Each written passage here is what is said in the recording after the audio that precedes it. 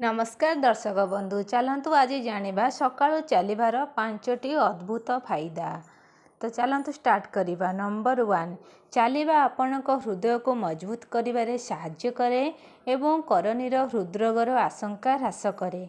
एही लाभ पाइबा पई सप्ताहरे 5 दिन अति कम रे 30 मिनिट चलिबा यथेष्ट अटे। नंबर 2 किए कहे जे आपण केवल भारी किंबा जटिल व्यायाम द्वारा कैलोरी कम करिपारिबे। चलिबा द्वारा मध्य आपण सहजरे ओजन ह्रास करिपारिबे।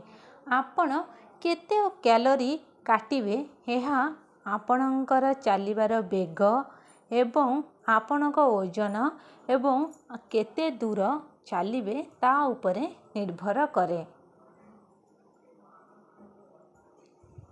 नंबर 3 चलिबा द्वारा तल शरीरर मांसपेशी को मजबूत करी आपणक गोड़ को मध्य मजबूत करिबारे साहाय्य करे।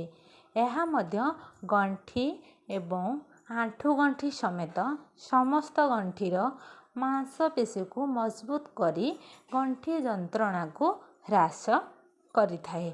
नंबर 4 एहा सबुबेले परामर्श दिया जाए जे खाइबा परे तुरंत सोइबा उचित नुहे बरं किछि समय चला बुला करिबा उचित।